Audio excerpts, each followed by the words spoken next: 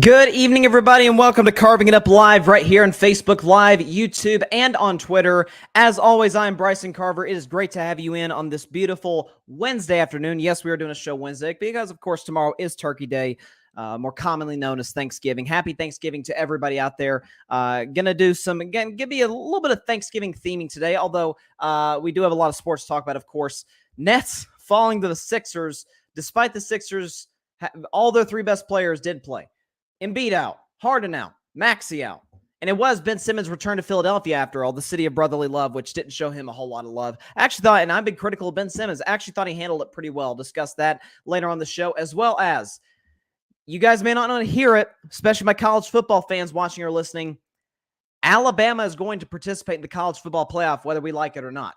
I'll discuss that later on the show, sort of the scenario that needs to happen, and I think will happen in order to allow Alabama to get in this year's college football playoff. I'll also discuss the 49ers and why, to me, folks, they have separated themselves from the rest of the NFC. Clearly and obviously, of course, you guys know my concerns about Jimmy G, but right now, that's the favorite to come out of the NFC right now, the San Francisco 49ers, after they dominated the Cardinals. I'll talk about that. And, of course, 3 games.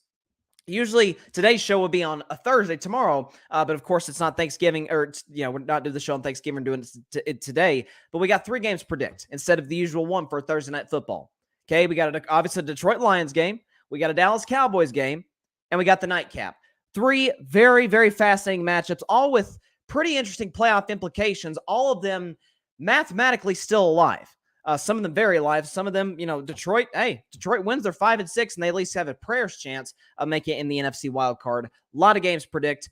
Thanksgiving. Great to have you in. Before I talk any sports and before I get to the Zach Wilson story, I would like to mention the things that I am thankful for on this show. First of all, most importantly, I'm thankful for my family, that always being there for me. My always have a great support system around me is very, very important. I'm thankful for you, the listener, and the viewer, for taking the time out of your day 3 times a week, or even if it's once a week, even if you watch one video during the month of Carving It Up.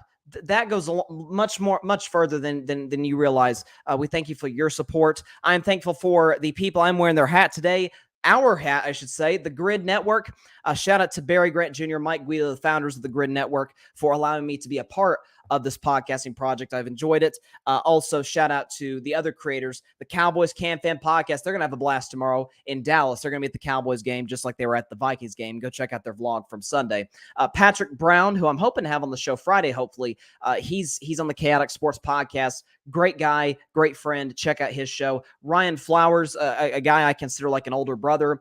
Clutch Sports Talk. Please go check his stuff out on the Grid. It's amazing. Alfred Parslow Jr., me and him were just talking today about the Zach Wilson story, which I'm about to get into. Rocket Fuel Podcast, and obviously Barry's podcast, the All Even Podcast. So listen, we got a lot of great content in the Grid. I'm thankful for the Grid. Also, in the world of sports, I'm thankful for, let me transition hats here, for my Boston Red Sox. We obviously had a very disappointing season this year, but this hat represents the 9 World Series championships we have, and belief remains eternal that we will bring many, many more. The Yankees own the 20th century, but as I always say, the Red Sox are in the process of owning the 21st century. I'm also very thankful for a team that made me very happy this June. That would be my Golden State Warriors, winning the 2022 NBA championship. Obviously, we're getting off to a little bit of a slow start. Big game tonight against the Clippers. But hey, listen, we're going to get this ship righted. As long as I got the best player in the world, Wardell Stephen Curry II, as long as I got Steve Kerr and the nucleus surrounding Golden State, we got this. Don't worry about it. We'll be back in the finals in no time. All right, so I'm thankful for the Warriors. And last but certainly not least, the hat I'm going to wear for the remainder of today's show, I am thankful for Dak Prescott. My man. Been supporting this guy since before he was a Cowboy, since he was at Mississippi State. And I'm a Tennessee fan. Thankful for my Vols as well for bringing a lot of joy this season. After even despite the pain that they brought me and all of Vol Nation on Saturday afternoon against South Carolina. But I'm thankful for all these things and many, many more. And so just wanted to spread a positive message out there. It's Thanksgiving. I know there's a lot going on in the world right now. All kinds of crazy things. But just enjoy your loved ones. Spend time with them. Tell them you love them. And just enjoy this time. I mean, Thanksgiving is honestly my favorite holiday, just because it's not that I don't like Christmas. I love Christmas, but Christmas brings a lot of, stresses about the presents and all the plans for, okay, whose Christmases are you attending, all this. Thanksgiving, it's the three things, the three F's, the three best F's in life: family, food, and football. And we will be talking a lot of football today, enjoying a lot of football tomorrow. Barry Grant Jr., All Even Podcast, shout out. He says, LOL, you are a character. That I am, sir. That I am. Hey, Barry, you would know this. We kind of all are at the grid in our own different ways. But we got a lot to discuss. So let's start with the Zach Wilson story, because my goodness, did this thing turn fast in the last 3 weeks. So 3 weeks ago, Robert Saleh was talking about anybody who criticizes Zach Wilson is an idiot. 3 weeks later, Zach Wilson is not even going to dress. Not even going to dress for the Sunday afternoon game against the Chicago Bears. He's inactive. Not even going to be the backup quarterback. So he hadn't just been benched. He's like, dude, sit down. It's almost like a timeout that Robert Saleh, the head coach of the Jets, is giving Zach Wilson. Let this be a cautionary tale for any of the young quarterbacks entering next year's draft or future drafts. And for the most part, from what I know, next year's drafts in terms of the top quarterbacks, all pretty mature kids. Stroud, Young, Hooker, Levis, pretty mature kids. Like, from what I know, certainly about Hooker and Young, I know the most about, but pretty mature kids. But just for future drafts. Talent is not what wins in this league. It's not all that wins in this league, I should say. It's those little things that you can't teach. It's scoring 3 points, averaging, as I said on the show Monday, 2.7 yards per play against the New England Patriots. It is after a second half in which you amass negative 21 passing yards. All these different things.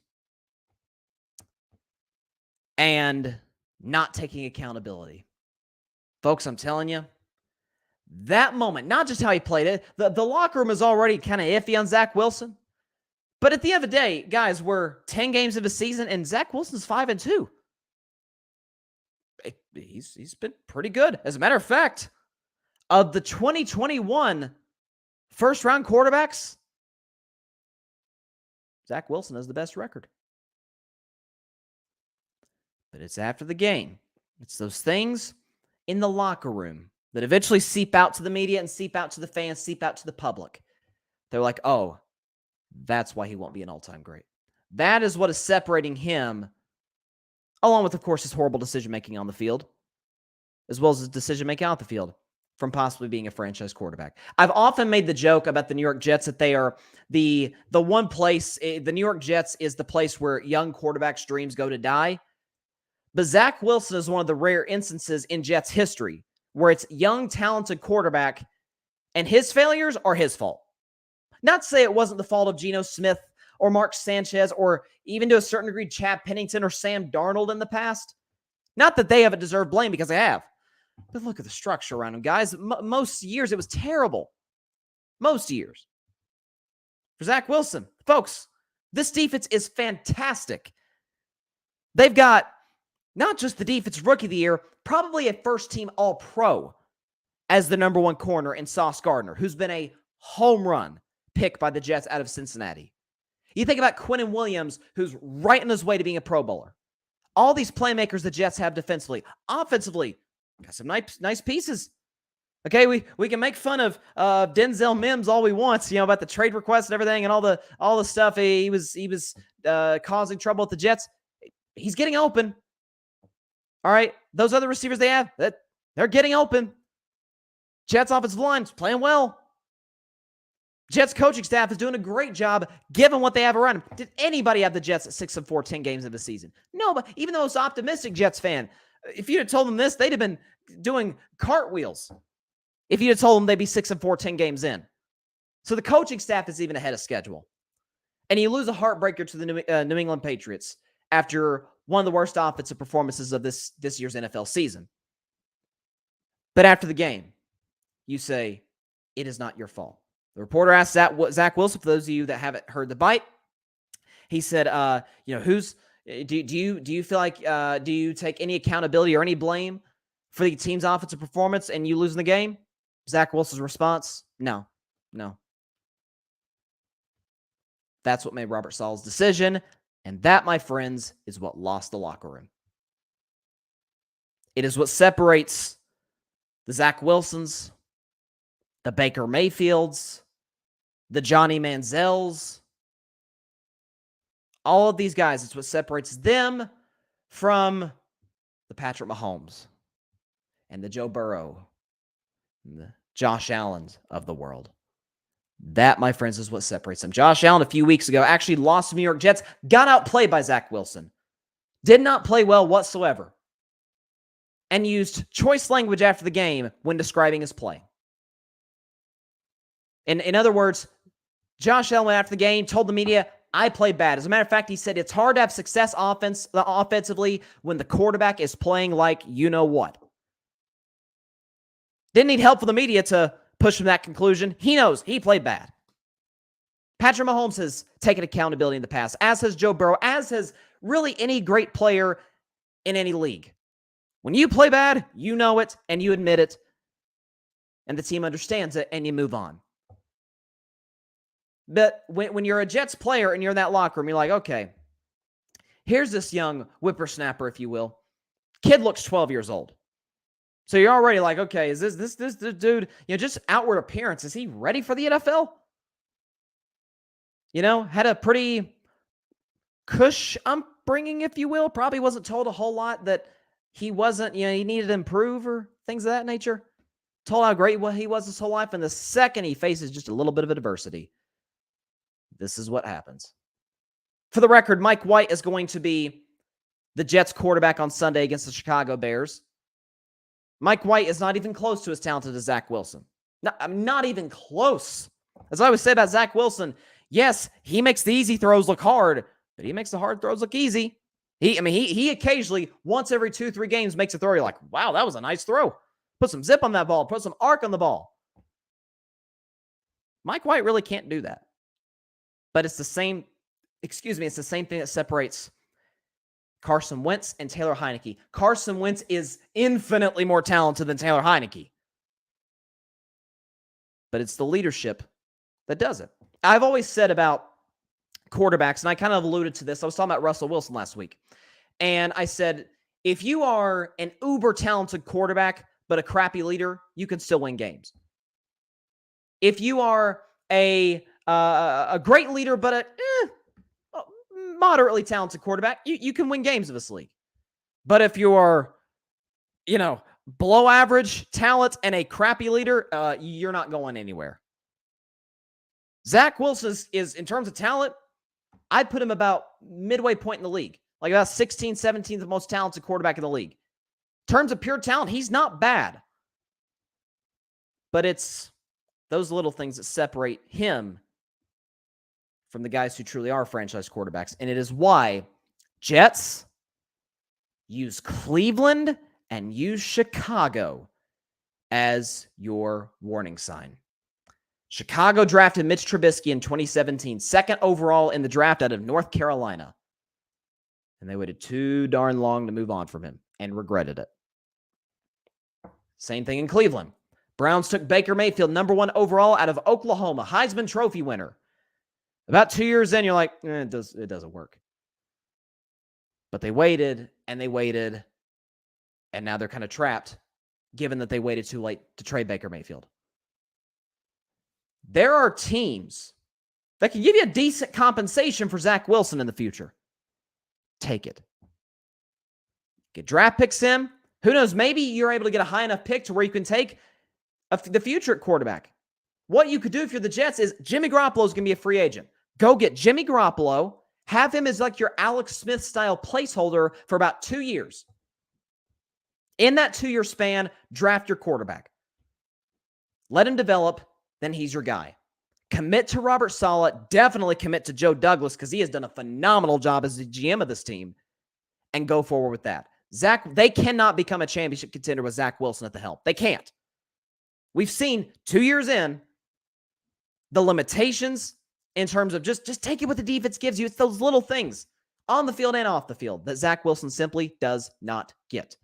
And when we see quarterbacks 2 years in that can't do the easy stuff right, do they usually correct it later on? Rarely. We've seen it after 1 year, Josh Allen, but rarely after 2 years. Jets, smart decision. Props to Robert Saleh. I don't think he had any other choice. He had to make this move. Couple of comments. Is it John Rivera, who is a Jets fan himself? He's got basically, it's kind of like the shaking my head style emoji with the palm on the face. And Barry Grant Jr. says, I'm laughing at everybody who thought this kid was any good. Fools. And I was never, listen, if you don't believe me, check the tape. I was never a Zach Wilson fan. I said Zach Wilson and Mac Jones, and Lord, have they proven to be the case, would be the two busts out of the first round. Mac Jones has been bad out of Alabama, and Zach Wilson has been bad out of BYU. The two guys I like the most, Lawrence and Fields. I'm sorry. No. Let's be revisionist history. I love Trey Lance. Love Trevor Lawrence, and I really liked Justin Fields. I don't know what Trey Lance is because he's barely played, and that's partly what scares me about him. Trevor Lawrence, clean up the turnovers. You're seeing that progression for Trevor. You see the leadership that he brings to the Jags. Same thing in Chicago with Justin Fields. I don't see it with the Jets and Zach Wilson. I don't. So you got to move on. But props to Robert Saleh for making this move when, we've seen a lot of coaches in the past stick with their guys, stick with the guy that got you there. Well, what if he's not playing well? What if he's put 2 or 3 games in a row together and been pretty bad? The only game Zach Wilson has really played well this year, his first game after coming off of an injury, played pretty well against the Pittsburgh Steelers, albeit without TJ Watt. And then a few weeks ago against the Buffalo Bills, he was really good in the fourth quarter. Outside of that, what's he done? Essentially, what I described to you is 2 pretty good games, a bunch of bad ones. What's that? That's a backup quarterback. We would expect that from like a Taylor Heineke or a Cooper Rush, not from a guy who was selected number 2 overall in the draft. Today, Zach Wilson's a backup. And I have a hard time believing that he will be a New York Jet next year unless something drastic happens. Do I think Mike White's going to be the guy the rest of the year? Not sure. I'm not a huge Mike White fan. I would have preferred they went with Joe Flacco. But Mike White has put together some pretty good games last year. Just look at last year against Cincinnati. What did he throw for 400 yards? 3-4 touchdowns? He was amazing against a team that ended up getting to the Super Bowl. And now you're facing a Chicago Bears defense that has been just horrible in the last month. So this is a good sort of a possible springboard for Mike White. But this is a smart move by the New York Jets. We did get this report in. Let me see this pull up. This is from ESPN. I hope I'm saying his name correctly.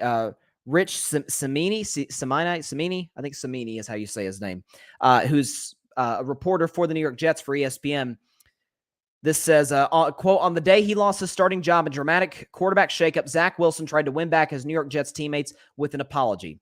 Under heavy criticism from fans and media, Wilson spoke to the entire team on Wednesday, admitting he botched Sunday's post-game news conference, the one in which he refused to take accountability for his poor performance in a loss to the New England Patriots. He said, quote, I had a sick feeling in my stomach.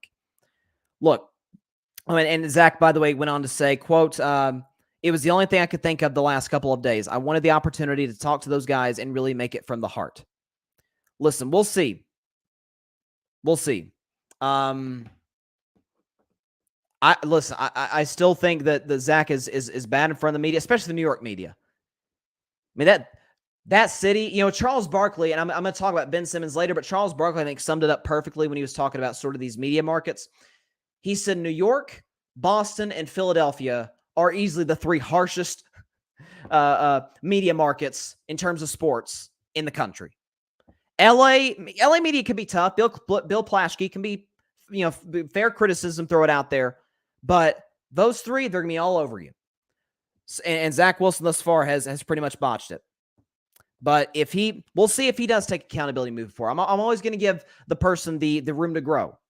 But there's been times in the past that a Baker Mayfield, for example, did, kind of botched a press conference himself, said he'd do better. We still haven't seen better from Baker Mayfield. He's still very kind of snarky with the media, very quick and blame deflecting. So I have no reason to believe Zach Wilson is going to change necessarily, but I'm going to give him the room to do so. if he is indeed willing to do just that. John says, all we need for Mike to do is throw for $175 and a touchdown, no turnovers. Against the Chicago Bears, that's exactly what you needed to do. I'm not sure Justin Fields is going to play. I'm not sure Justin Fields should play the rest of the season. Reportedly, he's playing with a torn shoulder. So at this point, the Bears are out of the playoffs. Justin Fields has been really good this season. Just sit him. You can get a high draft pick. Possibly a receiver. That kid out of TCU is a fantastic talent at wide receiver. Or you could take an offensive lineman. Because the Bears' offensive line is bad. But I agree with you. John just says, all we need for Mike to do is throw for 175 yards and a touchdown, no turnovers a game. And let me see. I haven't checked the Jets' schedule moving forward. Let's see what the Jets got. Jet. There they are. Okay, so first of all, they are favored by 6 to beat the Chicago Bears. That seems fair, given the Bears' injuries. The Jets they got a home game against the Bears. Then they got to go to Minnesota. That's a tough one. They got at Buffalo, okay? Home against the Lions, home against the Jags, at Seattle, at Miami. Okay, so there's some tough ones in there. Seattle's a playoff team right now. So is Miami, so is Buffalo, and so are the Vikings. But there are very winnable games in there, okay? They should beat the Detroit Lions. They should beat the Chicago Bears. Okay, that gets you to 8 wins. Okay, then we're talking Jags. Jags are kind of an up and down team. They seem to play well every week. They just can't finish in the fourth quarter. Can you take at least one of the 4 toughies? Vikings, Bills, Seahawks, Dolphins. Can you take at least one of those and take care of the rest of the games that you should win? If you do that, Jets are in the playoffs. That's tough. They should beat the Bears, and they got 2 tough games. Then they got 2 winnable games. And then they got 2 tough ones to finish the season at Seattle and at Miami. So we'll see what they do. I think they'll get in. Barry says, Mike White won't lose you games. That's what the defense needs. I agree. Now, Mike White is, although, in fairness, his last game he played was against Buffalo, and he threw 4 picks.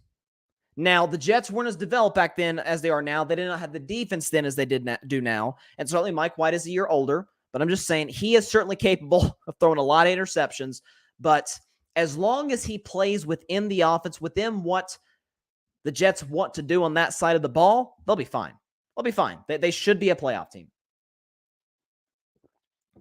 But the interesting thing, too, is that Robert Saleh said at his press conference that the intention is for Zach Wilson to play at some point again this season.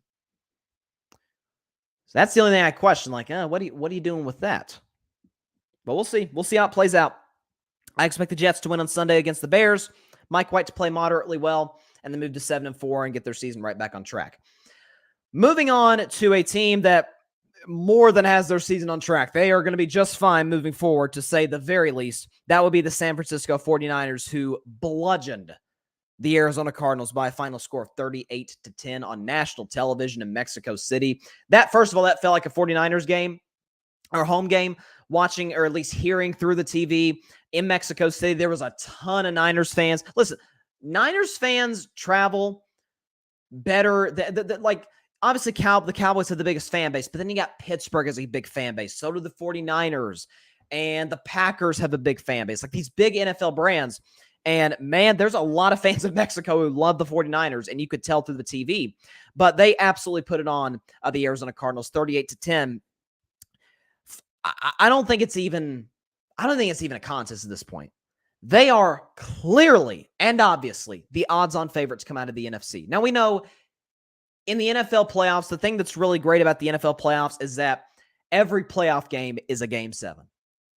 We hear all the time in the NBA or in Major League Baseball, man, there's nothing like Game 7. The late, great, God rest his soul, Bill Russell always said there's the best 2 words in sports, Game 7. Well, the great thing about the NFL is every playoff game is a Game 7 because it's win or go home. So the Niners certainly can be beat for a game, and that's all you need in the playoffs. Just win one time and they're out.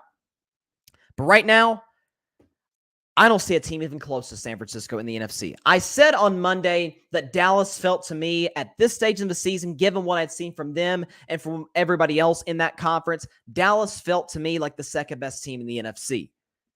Oh, but they are a mile away from the 49ers. Quarterback, edge to Dallas. Running back, and I love Tony Pollard, but big edge to San Francisco. Christian McCaffrey is a first-team All-Pro.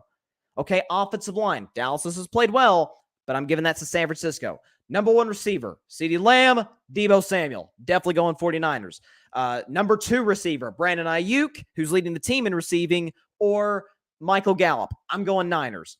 Okay, tight end, obviously lopsided Niners. You're taking George Kittle over Dalton Schultz any day of the week. Defense. Now, you could argue that's a toss-up, but San Francisco is much better at stopping the run, and they're not quite as good at getting to the quarterback as Dallas is. But if they're playing from ahead, they can rush the passer with Nick Bosa, and they have maybe the best linebacker in football in Fred Warner. And that, I forgot how to say his name. The safety for them has become a star. He's fantastic. And Kyle Shanahan, you're obviously taking over Mike McCarthy. So on down. Okay, who and I got 3? I got Tampa Bay as my 3rd best team in the NFC. Okay, quarterback, I'm going Tampa. It's still Tom Brady. I'm always rolling with Brady over Jimmy Garoppolo. Okay.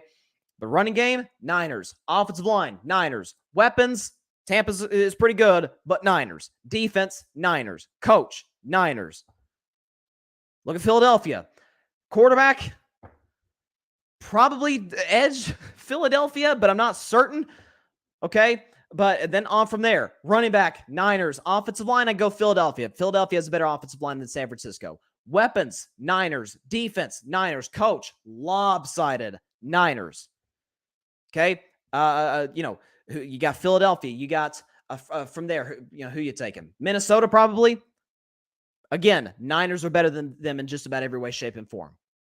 And when you talk about a San Francisco team whose game travels, early in that game, I think it caught a lot of people. It even seemed to take Joe Buck and Troy Aikman, who called the game the other night, off guard, just out of nowhere. Here comes the rain. The rain starts coming in from the roof of the stadium, and it's like, oh, crap, okay, this might be a little bit of an ugly game. Didn't affect the 49ers at all. Did not affect the San Francisco 49ers at all, and as a matter of fact, they seem to kind of embrace it. Because when you're talking about a team with a defense-first mentality, when you're talking about a team that's offense leans into running the football, didn't affect them at all. They averaged 5.7 a carry on 28 carries for the game for 159 yards. Jimmy Garoppolo, I have been critical of him, but with that said, he's been outstanding, or he played outstanding on Monday. Okay, 20 for 29, 228, 4 touchdowns, no interceptions, QBR of 77. That's pretty good, and a passer rating of 131. So working on second and third and short situations, that's where the Niners win. That's where, again, when you talk about adding the likes of a Christian McCaffrey, and you talk about having Elijah Mitchell back healthy now, this whole team, Deebo's back, Trent Williams is back. Man, you want to play San Francisco in the postseason? I don't. I sure don't. Balance, scheming, having an identity, knowing what they are. Does anybody in the NFC come close to San Francisco? I don't think they do. To me, it is a massive barring some major injuries to their major players, knock on wood that doesn't happen because we don't wish an injury on anybody. Barring something like that happening, it would be a colossal disappointment if the San Francisco 49ers do not reach this year's Super Bowl. It would be. Because not only do they have stars everywhere, they're deep. You look at some of these pass rushers for San Francisco, they just bring fresh guys in off the bench and they get to the quarterback. Colt McCoy had a terrible night. Yeah, most quarterbacks would have a terrible night when your offensive line can't protect against that defensive line and when the secondary is flying all over the place. Again, the secondary has actually taken a Mufunga. Is that what's his name? Gosh, I got to get his name right. I don't want to butcher it because he played really well. Hufunga. Okay. Talanoa Hufunga, the safety for the 49ers, has played exceptionally well this season. The secondary stepped up. So, again, NFC, who are you definitively taking to beat San Francisco? Obviously, the only concern I have is Jimmy. It's the only concern I have. If you ask Jimmy to go win the game, if you're down 10 in the fourth quarter, if you're down 4 in the fourth quarter, you said, Jimmy, there's a minute and a half left. We've got 1 timeout. We're starting at our own 25. Can you take us 75 yards to win the game? I don't know. Even with all the playmakers, we haven't seen him do it yet. Again, I hate to have to do this, but I always have it ready. Anytime I talk about Jimmy Garoppolo, here's his playoff numbers: 160 yards a game, 4 touchdowns, 6 picks, 61% completion, a 74 passer rating, not even league average, but he has a 4-2 record because he has some of the best supporting cast around him, maybe the best supporting cast around him in pro football. I mean, if you put Joe Burrow or Lamar Jackson or somebody like that on this 49ers team, oh my gosh, it's over. They might be undefeated right now. They might seriously be undefeated right now. Jimmy's my only concern.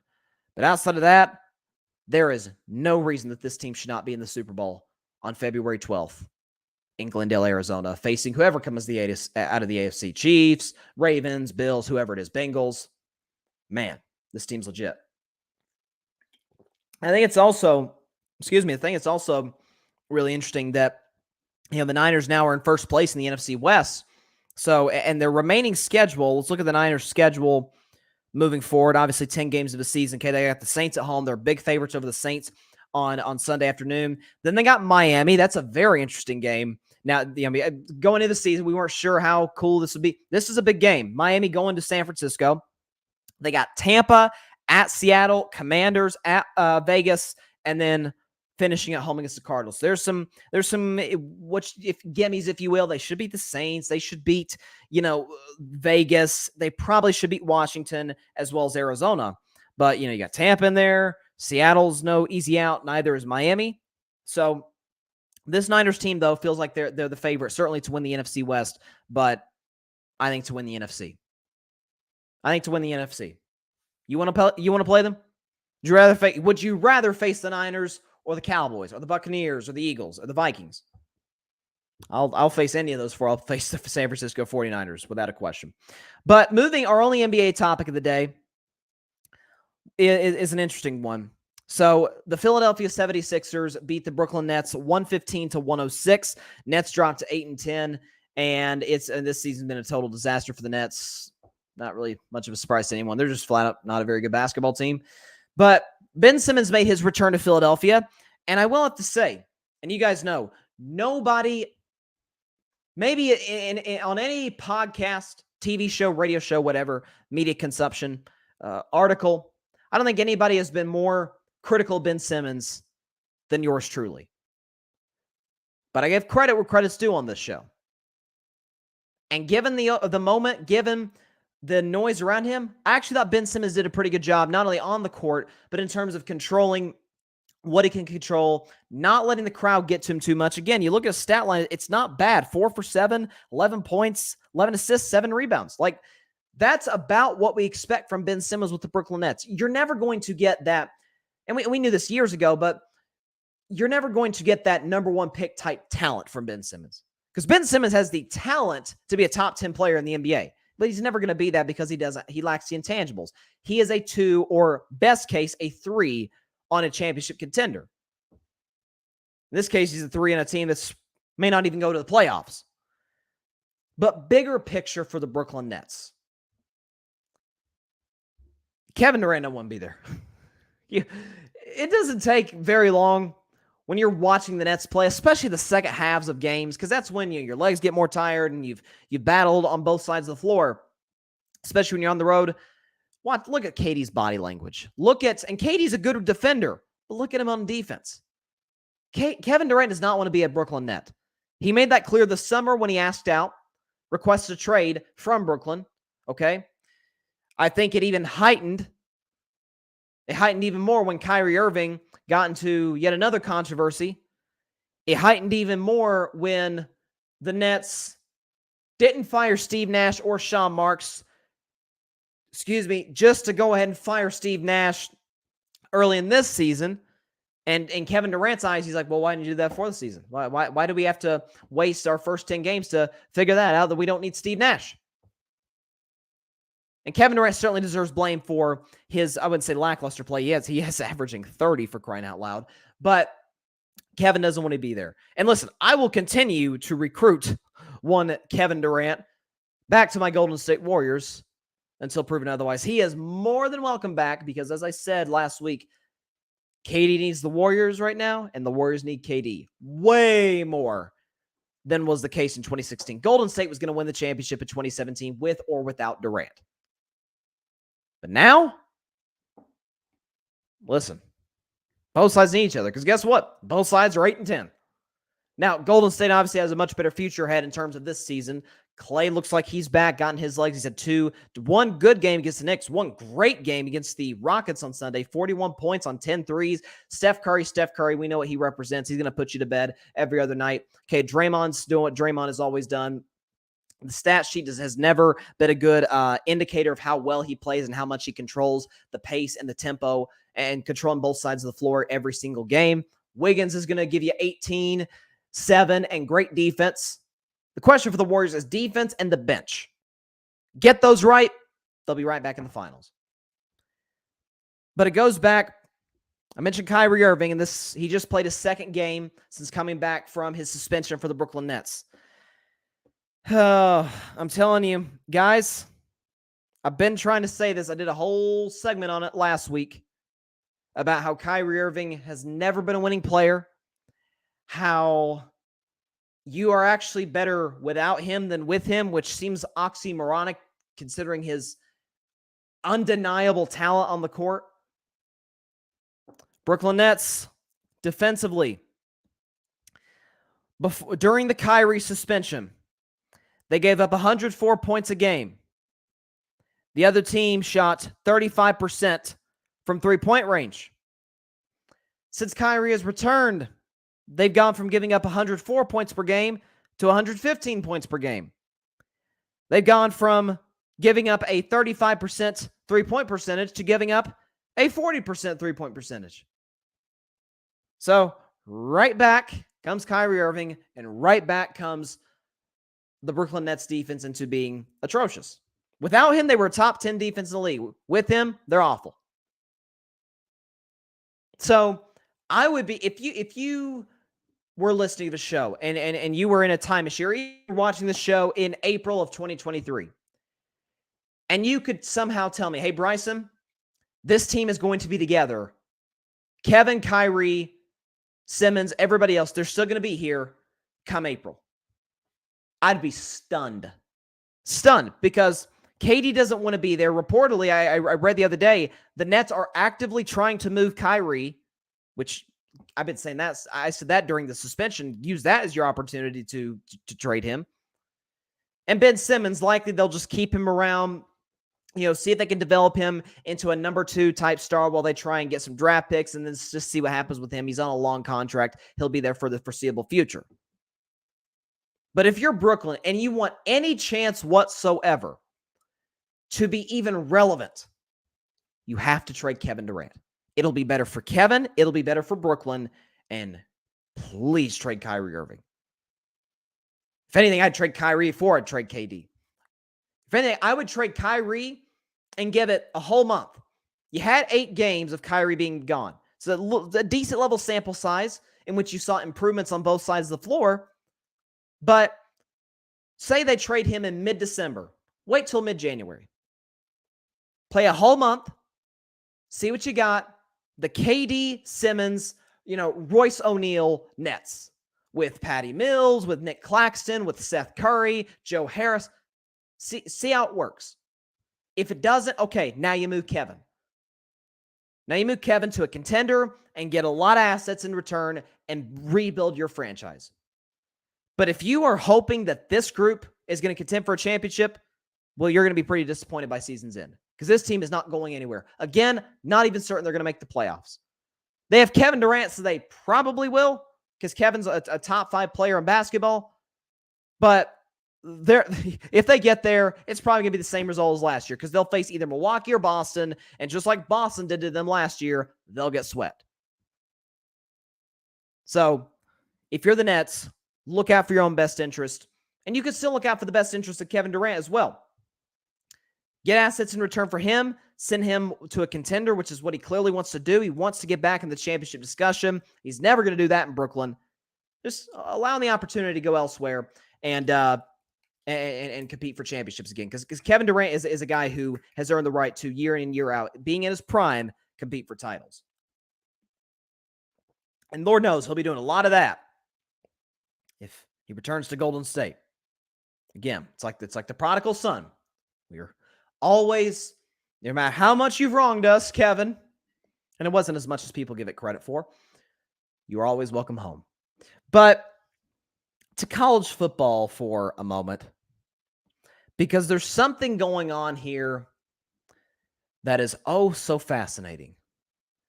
And I was really curious when I watched the playoff committee last night, when I watched them do the college football playoff rankings last night. There was two things I'm looking for. One, if my Vols dropped out of the top 10. We did not. We're still 10. Let's go. Let's take care of Vandy this Saturday, guys. And then secondly, and more importantly in the bigger landscape, what they do with number 7. The top 6 to me were pretty obvious. Like I put out, and I'll put it on the screen again. My top 6 mirrors exactly to a T what the playoff committee's top 6 were. So this is the top 6: Georgia, Ohio State, Michigan, TCU, LSU, USC. Like there you go. Like that's the top 6. We all pretty much agree on that. But who was number 7? Could it be Oregon? Could they jump back up after losing that game against Washington a couple weeks back? Could it be Clemson? I mean, they only have one loss. Could Tennessee be easily forgiven for giving up 63 points to South Carolina? No, and they shouldn't be, coming from a Vols fan. Or would it be the team who so often we are used to being in this very spotlight? And that is the Alabama Crimson Tide. Alabama is number 7. Folks, I'm going to look dead into this camera and say this. The Alabama Crimson Tide will participate in this season's college football playoff. Book it. Whether you or I like it or not, they will be in it. When you look at Alabama's season, it's been weird. Weirder than most Alabama seasons. First of all, to me, the biggest shock for Alabama this year, how many games are they going to have double-digit penalties? I mean, they had that game against Texas. They had, 15 penalties? Like Nick Saban teams? Same thing against Tennessee, against LSU. They even had a little bit of a penalty issue against Ole Miss. It's like, what is going on with this? Number 2, Alabama, who famously, for the majority of this dynasty, was never reliant on their quarterback being amazing, is now, when they don't have Bryce Young, they're kind of awful offensively. Look at them against Arkansas when Bryce Young went out, and then against Texas A&M when Bryce missed the entire game due to shoulder injury. I don't know. I mean, that Milroe kid, he's jacked, okay? He's built like a tank, but he can't play quarterback. Like, he's bad. They need Bryce Young. But we know that there is an SEC bias in the College Football Playoff Committee. By the way, I have no issue with that because the SEC is by, I wouldn't say a mile because the Pac-12 has been really good this year, but by a pretty comfortable margin is still the best conference in college football. They get the best recruits. They play the biggest games. They play the toughest schedules. Year in and year out, they're always in the national championship game. An SEC team always gets there. In some cases, it's been 2 SEC teams like last year. They're without a doubt, everybody knows this, the best conference in college football. Alabama has proven time and time again that anytime, think about 2017 when I was one of those who said, hey, why isn't Ohio State in the playoff? Okay, they've looked better on film than Alabama. Bama struggled against inferior opponents. Ohio State won the Big Ten championship game convincingly, but what did the committee say? They have 2 losses, but more importantly, we just trust Alabama more. And what happened that season? Alabama won the national championship. And you say, well, how's Alabama going to get in? And Bryce, you're not making a whole lot of sense here. Okay, well, it makes sense. Here's Alabama's path to the playoff. So first of all, they got to take care of their end of the bargain. They got to beat Auburn. They're going to do that. They're going to do that easily. They're 22-point favorites. I usually say in these type of games, stay away from these lines. But Alabama is at home where they're almost unbeatable. and they're facing 5-6 Auburn. If you watched Auburn this season, I hate to hear that because they've sucked. They're looking for a new head coach. It's been a disaster for Auburn. Bama beats Auburn convincingly, okay? USC plays 2 games the rest of the season. So they've got Notre Dame. What do we know about Notre Dame? They're on a little bit of a winning streak here. This is not the same Notre Dame Marcus Freeman coach team that lost to Marshall earlier this season. Okay? This is not that same Notre Dame team.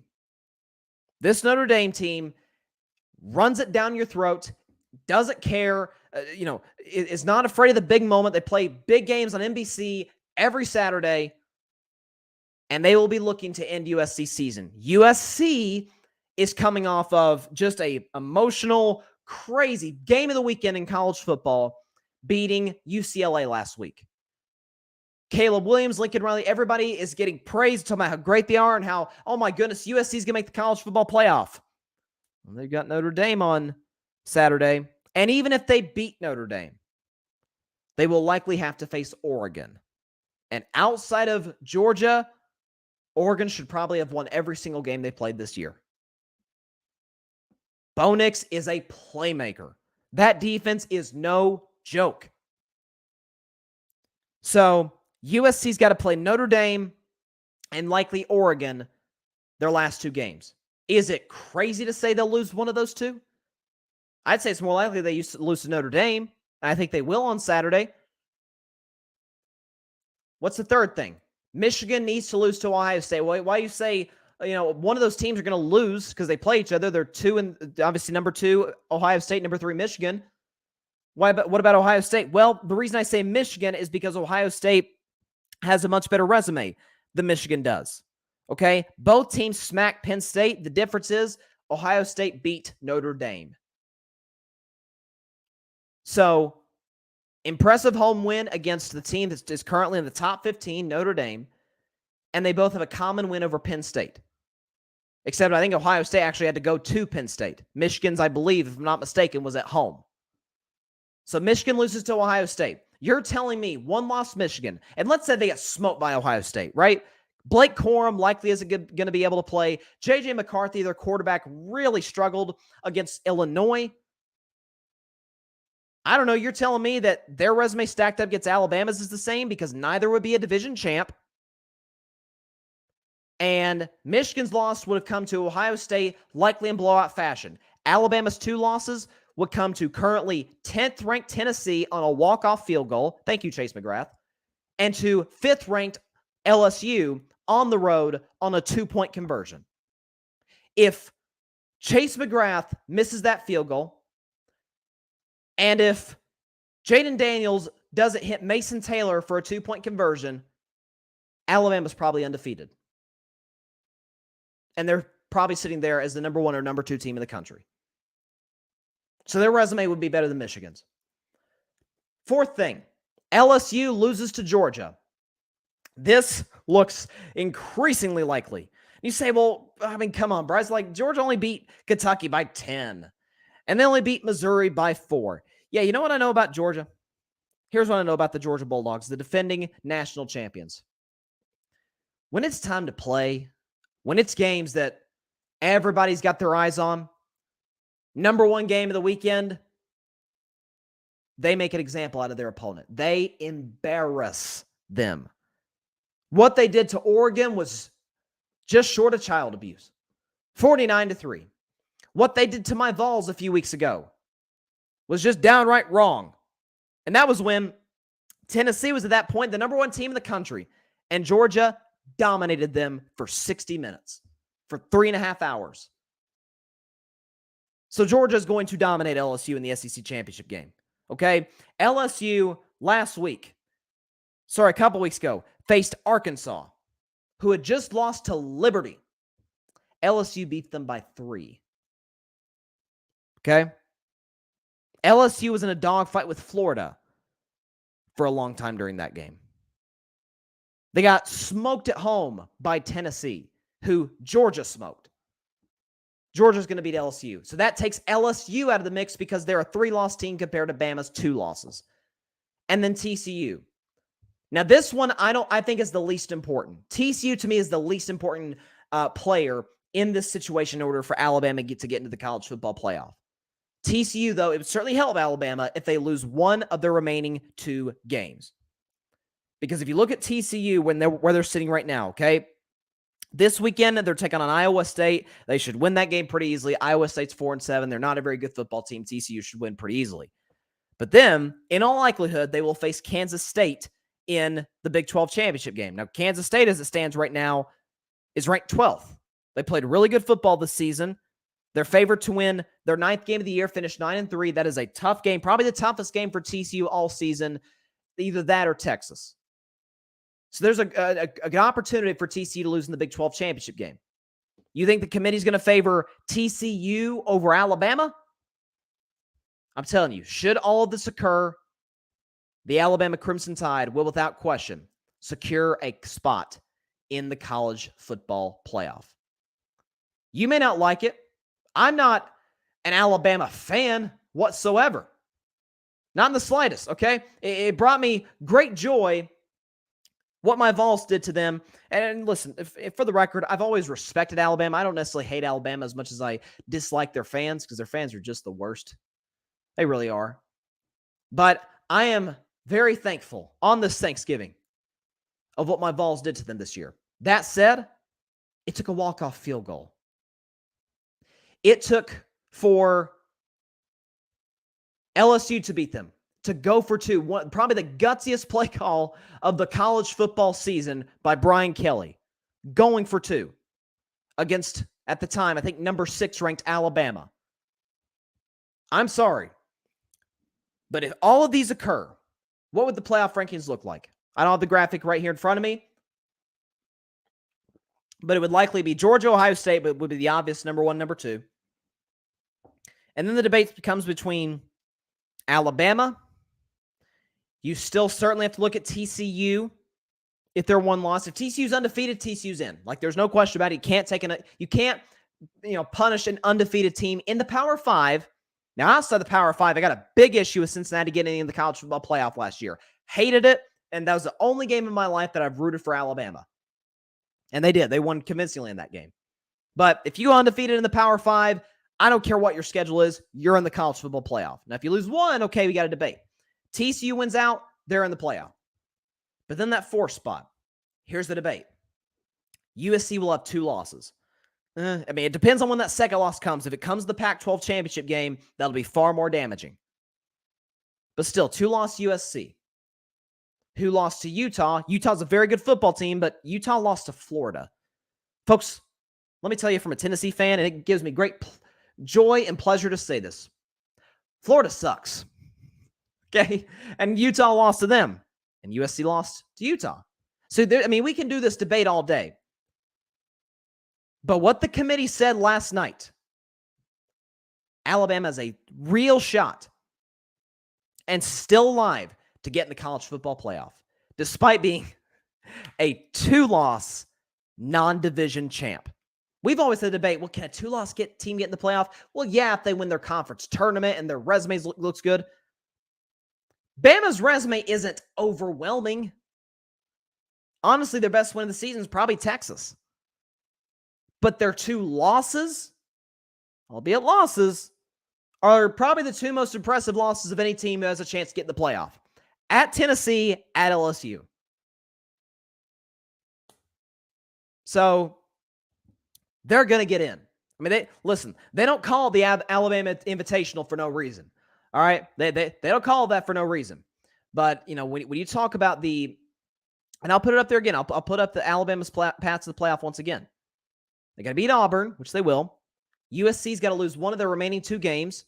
Michigan's got to lose to Ohio State. I say Michigan because their resume today isn't as good as Ohio State. And frankly, what they put on film as of late isn't as good as Ohio State. LSU's got to lose to Georgia. That looks highly likely. And then finally, TCU losing 1 of their remaining 2 games. And even that one, I'm not certain is mandatory. We'll put it that way.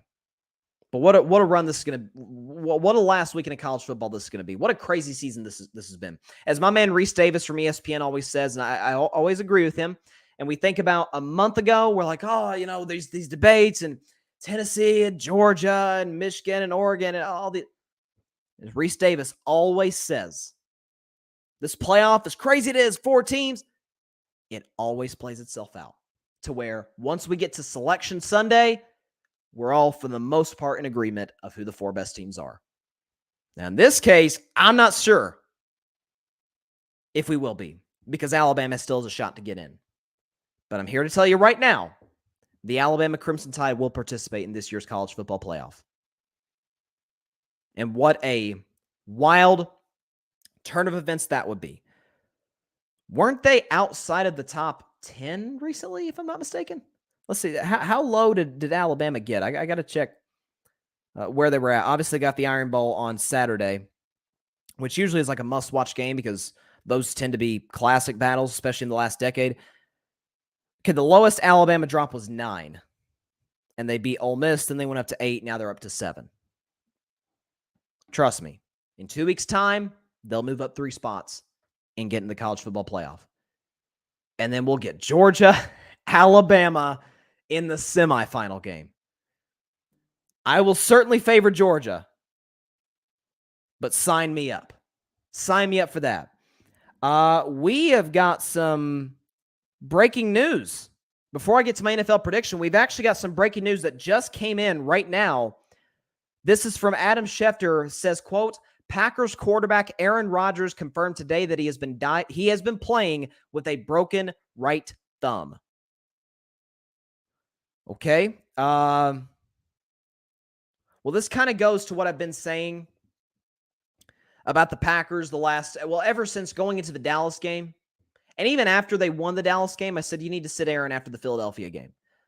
They lost to Tennessee. They're now 4-7. They're not going to beat the Eagles. So if Philadelphia takes care of his business, does what they should do, Green Bay will be 4-8, third in their division, and their season will be over. Bench Aaron, get a high draft pick if Jordan Love stinks. If he doesn't stink, hey, we got a franchise quarterback, and you trade him after the season. That's what I'm rolling with. My man, James Scott, across the Pond Sports Network. Shout out to all the guys and gals over there. They do a great job.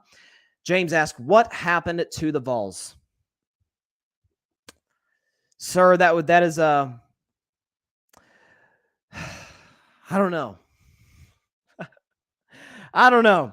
Obviously, listen, the best explanation I can give you is that Tennessee's captain of their defense, Jeremy Banks, who's a linebacker, was out for this game due to an undisclosed injury. There's a lot of rumors going around Twitter about if he was suspended, if he was actually injured. I have absolutely no clue. Listen, I trust Josh Heupel, the head coach, and making the decision that's best for the football program. But the depressing part about that loss to South Carolina is that the offense actually didn't play bad. They put up 38 points. You put up 38 points, that should win you every single game for the most part, unless you're playing like, an explosive offense or something. Unless you're playing like Ohio State. But to give up 63 points to the 11th best offense in the SEC, not in college football, in the SEC, to Spencer Rattler, who you guys know I'm not a Spencer Rattler fan at all. But Spencer Rattler coming into that game had 8 touchdown passes and 9 interceptions. After the game was over, he had 14 touchdowns and 9 interceptions. He almost doubled his touchdown total for the whole season in that game. In one game against my Vols to knock us out, completely out of the college football playoff mix. I wish I could have done the segments on Tennessee the way I just did it for Alabama. I wish I could tell you that Tennessee is 7 and still has a very good shot to get in, but we don't. We don't. It sucks. James says, my WNBA co-host, Michelle Snow, shout out to Michelle Snow, VFL, of All for Life, who dunked for the Vols, was very, very happy when they beat Alabama. Trust me, James, you have no idea. Listen, I wasn't there. I didn't have the privilege to be in Knoxville, Tennessee on the night of October 15th of 2022. But that game and that night and that celebration is, I've said it on the show, is one of my top two sports memories of my life. Literally. Just the buildup. how crazy up and down, how the emotions flow all over the place during the game. And then the finish to win. I mean, again, to beat Bama, for Will Reichert, who's Alabama's kicker, to miss a field goal when the game is tied at 49. There's 15 seconds on the clock. And it's like, oh my gosh, when I remember looking at the clock, it said 15 seconds. I'm like, we're going to win the game. It's poetic justice. 15 years that we have been waiting to beat Alabama, and there's 15 seconds on the clock. And my man Hendon Hooker, knock on wood for him, praying for you, buddy. Please get well soon and kick butt in the NFL. I mean, Hendon Hooker, 2 passes down the field to Ramel Keaton and to Brew McCoy. Walk-off field goal by Chase McGrath to beat Alabama. Yes, Michelle, I'm sure Michelle, it was a different type of joy for her, considering that she played in a Tennessee Vols uniform for the late, great Pat Summitt. But shout out to Michelle, shout out to all the VFLs, and shout out to what was a great, great night in Knox Vegas, as we call it. Now, we got 3 NFL games on Thursday. Tomorrow, Thanksgiving Day. Again, once again, happy Thanksgiving to everybody out there. A very happy Thanksgiving. But we've got 3 games on Thursday. Of course, there's a Lions game, and of course, there's a Cowboys game. And then you got a really interesting nightcap game between 2 teams with winning records. So, here we go. Let's get the predictions going. We'll start with the Buffalo Bills coming to the Motor City to take on the Detroit Lions. Buffalo on the road is favored -9.5. If this were a Sunday game, I might make it if I were a bet man, because take Detroit in the points all day. Here's why. Detroit has won their last 3 games, including 2 on the road. This is significant because the Lions had not won a road game until the season under Dan Campbell. Jared Goff is playing mistake-free football. They're running the ball really well. Jamal Williams had 3 touchdowns against the New York Giants last week, and the Giants have a pretty good run defense. He did a great job against them. That offensive line, led by Penei Sewell, is really starting to find its mojo and its momentum, and they're going to need it against this Bills defensive line, which has played well all season, led by Von Miller, of course. But you've got Buffalo, and I'm telling you, something's off about the Bills in the last 4 weeks. They struggled against Green Bay, and then they lost to the Jets, which not saying that the Jets are bad, it's just their quarterback's bad. You can't lose to Zach Wilson. Can't have Zach Wilson not play your superstar franchise quarterback. And then they lose the following week. Then they beat Cleveland on Sunday. It's a good win for them. Ironically, in Detroit. But then they got, once again, in Detroit against the Lions. I think Detroit's offense keeps it close for a while. We know for the Lions, it's their biggest game of the year. It's, first of all, they're 4-6, so this is kind of an elimination type game. They're facing a team that a lot of people think is going to get to the Super Bowl out of the AFC. Okay, and they know it's national television, Thanksgiving Day. Take the Lions and the points. 9.5 is a lot on the road against a team that's playing well. But I will take the Bills straight up and outright to win this game by a final score of 28-23 over the Detroit Lions. I think it's a fascinating game, back and forth, but Buffalo wins it in the end.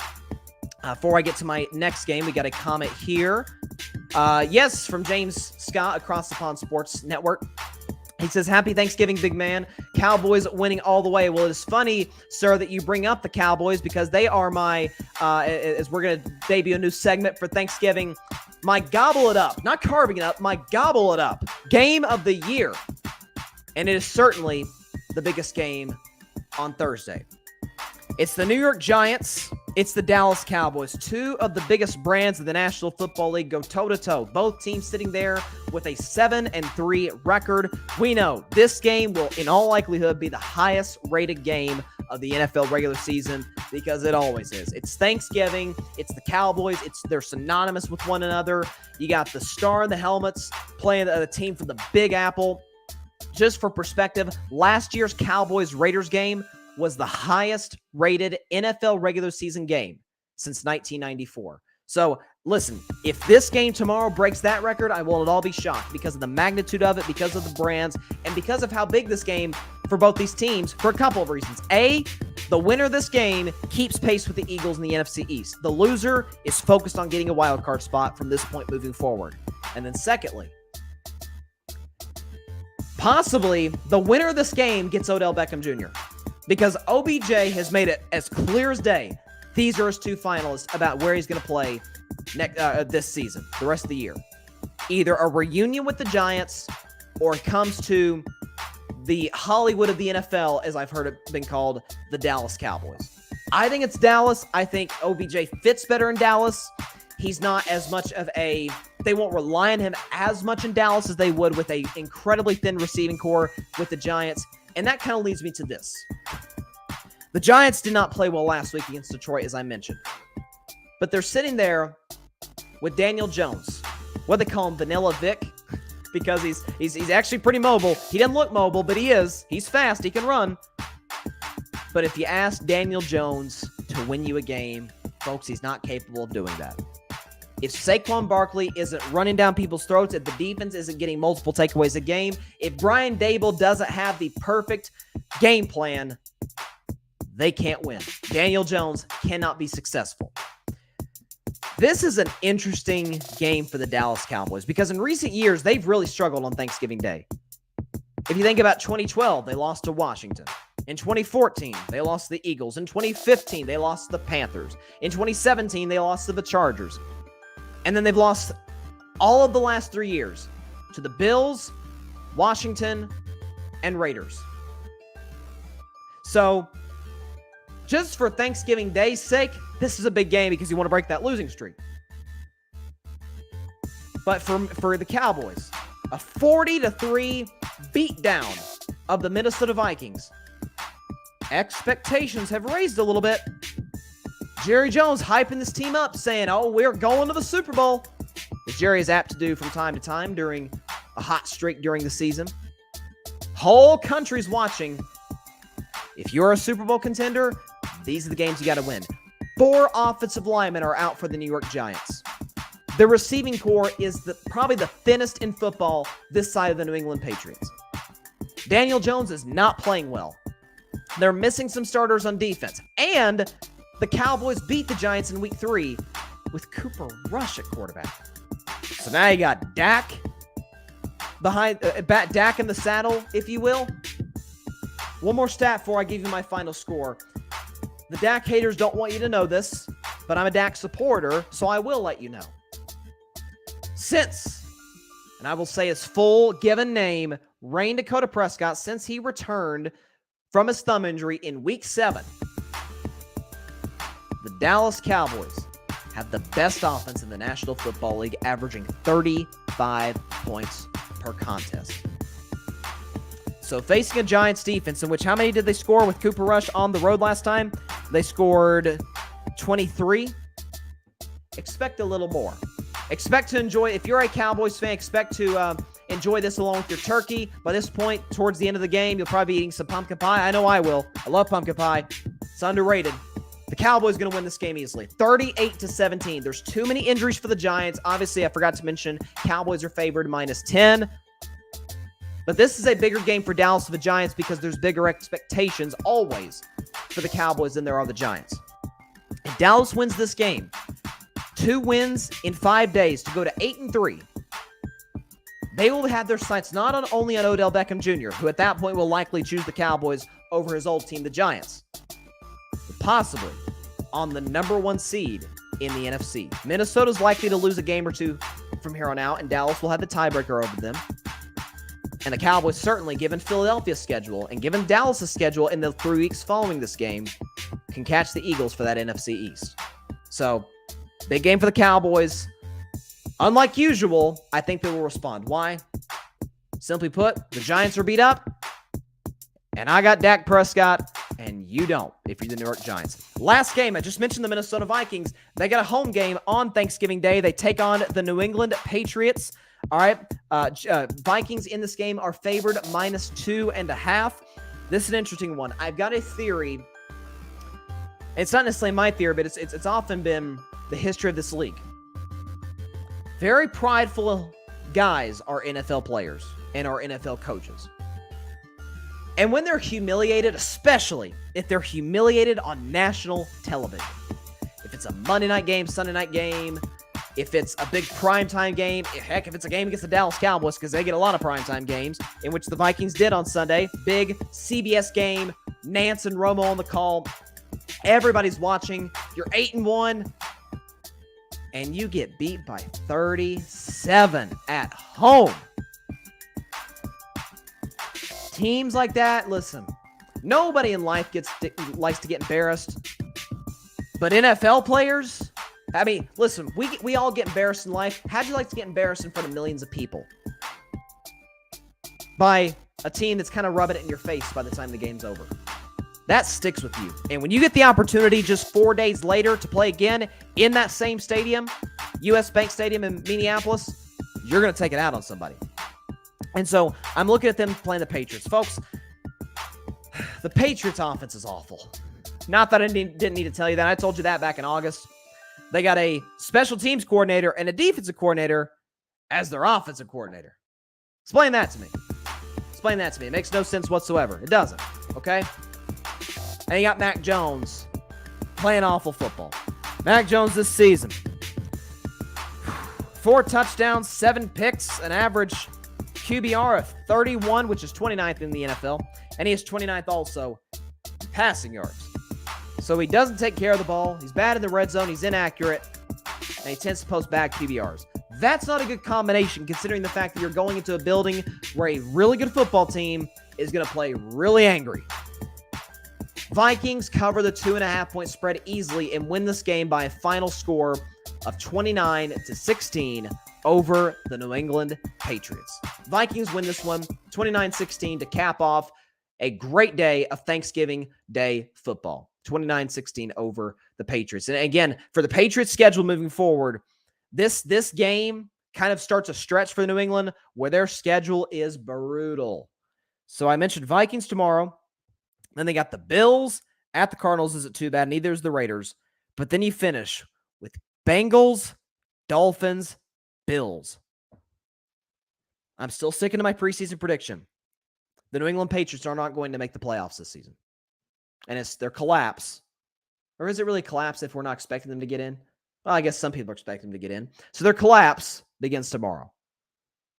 And a lot of that is because they got Mac Jones at quarterback. And you can't go very far with him. That's my predictions. Got a comment here from James. He says, on our guess, the win margins, I took Cowboys by 10. Okay, I respect that. And again, that's exactly what they're favored by. So a Cowboys 10-point win, I think you'd feel good about. Again, James, for those of you who don't know, is a Cowboys fan. And again, the reason they're such big favorites is because the injuries of the Giants, how the Giants have been playing, how the Cowboys have been playing. They've been getting healthy as of late. That defense is playing out of its mind ever since they blew the 14-point lead against the Packers. You know, Micah Parsons said after that Packers loss, in this week, I talked about Zach Wilson, kind of circling back to the earlier segment with Zach Wilson about taking accountability. Great players, the best players, always take accountability for. I mean, Aaron Rodgers is one of the few exceptions, but he's all-time great. So, you know, some people choose to move past that. I don't, but some people do. Point is, you've got Micah Parsons, who to me is a top 10 player in the National Football League, asked during the week leading up to the Vikings game. They said, hey, the stats show that the defense was better with Cooper Rush at quarterback than with Dak. Is that because you've let off the gas pedal now that you've got your starting quarterback back and you know you don't have to play perfect in order to win because your offense is better with Dak? And he basically said, yeah, we kind of let our foot off the gas pedal, but be assured that won't happen again. So far, so good. You gave up a field goal to the Minnesota Vikings. Pretty good performance. And so now you got the New York Giants. I expect the Cowboys to win this one fairly easily. In that case, 31-17. Man, what a weekend we have. And by the way, we will be back on Friday, Black Friday, which is Black Friday that important at this point now that we got Cyber Monday? I mean, why would you, at this point with technology, with Amazon, why would you get in line at 5 o'clock in the morning for their early deals when you could just do it online? They got deals online. That's why they got Cyber Monday. Just shop online. I don't know. I've never been a Black Friday fan. For those of you out there that are, hey, to each their own. But I'm always rolling with Cyber Monday. It's like, dude, you can literally, it's Black Friday, but within your pajamas. Or you can just, if you're at work and you're like, hey, I need to buy this for, this special person in my life. You just go on your phone and you order it. I don't know. Maybe I'm just weird. James says, our host, I hope I'm saying the name correctly, her name correctly. Sean Duthie, is that? I think that's how I say her name. Said on Monday she thought Wilson would be dropped. So there you go. And at the end of the day, when you have Zach Wilson playing the way he's playing, compounded with the fact that he doesn't seem all that upset, if you will, after the loss at himself. It's like, man, this kid not only does not take accountability, he's kind of tone deaf. He doesn't have the self-awareness that you would want in a franchise quarterback. And James says, the UK doesn't have Thanksgiving, although I will be having turkey, but we have adopted Black Friday. Well, listen, that's the thing with Black Friday, I got no issue with the, I guess it's kind of, I don't want to say it's a holiday. It's some people do, so I guess it's a holiday. But I've got no issue with the concept of Black Friday. But when we've been presented with, at least in my opinion, a better alternative, I ask you, James, have they adopted Cyber Monday in the UK? I mean, if you're going to adopt Black Friday, it only makes sense. I don't know. But yeah, I've always thought about that. Thanksgiving, a little bit of presidential history. Abraham Lincoln was the first one to make Thanksgiving a holiday, first president to make it a holiday. And if I'm not mistaken, I think he was also the first president to pardon the turkey, which has been continued by every president since then. But yeah, a little Thanksgiving history. But listen, we're going to have a packed show for you guys on Friday. Going to react to all the games on Thanksgiving. Let's see. James says Cyber Monday has become more of a thing the last couple of years. Yeah. And listen, it should be. It's more efficient.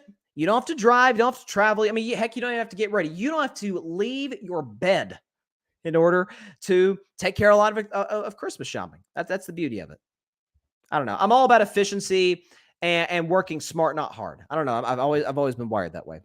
But with all my rambling aside about Cyber Monday and Black Friday, it is Thanksgiving tomorrow. And so to everybody watching, to everybody listening, very happy Thanksgiving to you. Please enjoy it with your loved ones, your family, your friends, and just enjoy the holiday. Enjoy your family. Enjoy, obviously, the amazing food that we all look forward to eating. And, of course, enjoy the football. Because I know if you watch the show, you likely watch football on Thanksgiving Day. So catch us on Friday, on Black Friday, by the way, 6 p.m. Eastern, 3 p.m. Pacific time on Facebook Live, YouTube, and Twitter. And also, be sure to like, share, comment, and hit that big red subscribe button. Takes you 2 seconds to do. Subscribe to the Carving It Up podcast on YouTube. Also, be sure to subscribe to the Grid Podcast Network. That is the Grid, GRYD, the Grid Network on YouTube. Like, share, comment, and subscribe to the Grid, the network that I'm a part of. Again, put this hat on. Sorry, Dak, I'll put you aside here. Put my Grid hat on. Again, I'm a part of this network with Barry Grant Jr., Mike Guido, Patrick Brown. Who else is on it? Ryan Flowers, the Can Fan guys, Alfred Parsar Jr., okay, amazing creators, amazing guys. So check out their shows on the Grid Network. Chaotic Sports Podcast, Clutch Sports Talk, All Even Podcast, Cowboys Can Fan, Rocket Field Jets Podcast, and of course, Carving It Up. So check out all of our shows on the Grid Network. And be sure to catch the show tomorrow and listen to Carving It Up on the Grid Network on Apple Podcasts, Spotify, iHeartRadio, Google Podcasts, as well as wherever you listen to your podcast. That's where you can find my show after it's over. So have a great week, everybody. Have a great Thanksgiving. Happy Thanksgiving to everybody. Please stay safe out there. God bless you all. Peace out. Gobble, gobble. Thanks so much for watching the show on YouTube. Be sure to click that big red subscribe button and go check out the other clips and full shows of Carving It Up Live. Have a blessed day.